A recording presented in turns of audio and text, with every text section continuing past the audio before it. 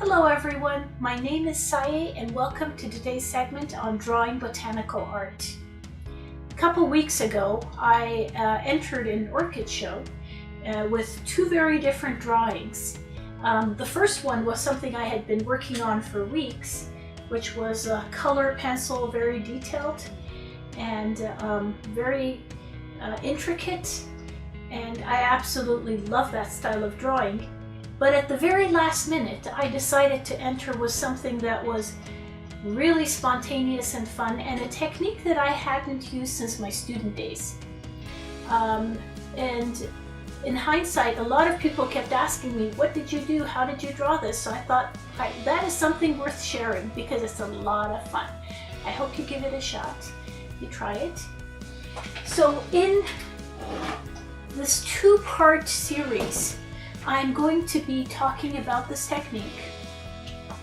It's based on the fact that you're mixing oil and water.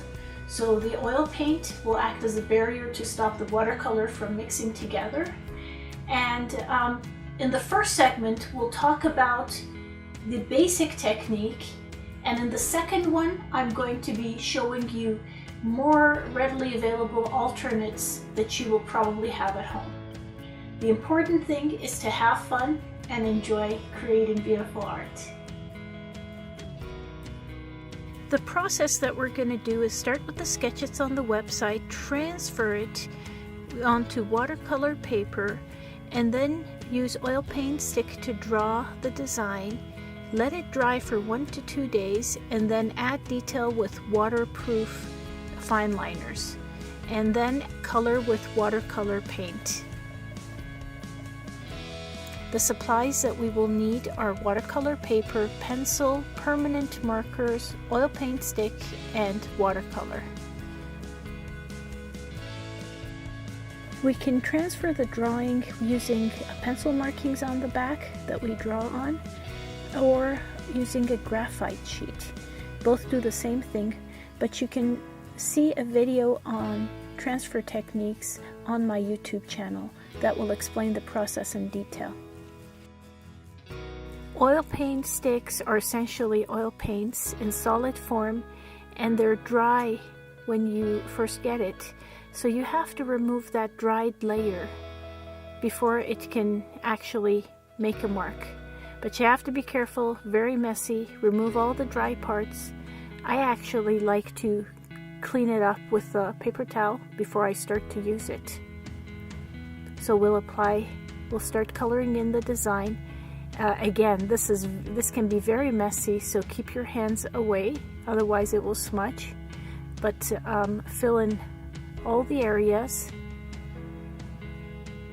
And before you add detail, remember it has to be waterproof, permanent markers, and it has to dry before you do it.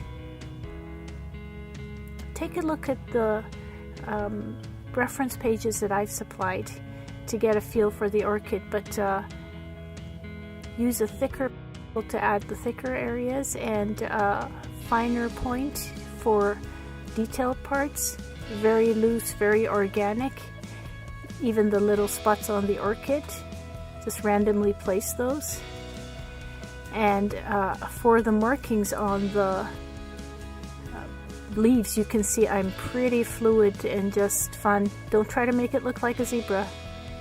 And even really nice detail on the roots. So the types of watercolor that you can use is an ink-based one, which comes in bottles, or you can use the paint one that has a binding agent and some clay, and it comes in tubes or pans. I'll start this demonstration with the ink form that I use. And it comes with a bottle and a dropper, and you can just drop it onto your mixing tray, mix it with water, and use it. I'm just placing some color, but one of my favorite techniques is pre-wetting an area with water, and then so the ink flows really smoothly on it.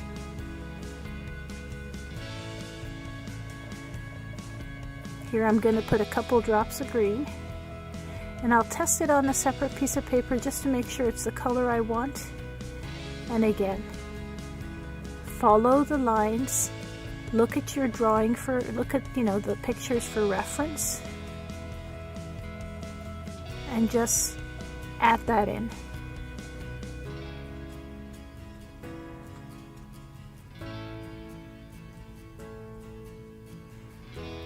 Again, pre-wetting an area with some water makes it really nice and even thin coat. For the leaves, I mix the basic green that I have with a little bit of blue, just to get a little bit of a darker color. But one trick that I've learned over the year is to make things look like they are further away, to show distance through color. You make your color cooler. In this case, I add a little bit more blue, so the leaves that are further away are going to have a little bit of a bluish tinge to them, and that helps it really nice effect.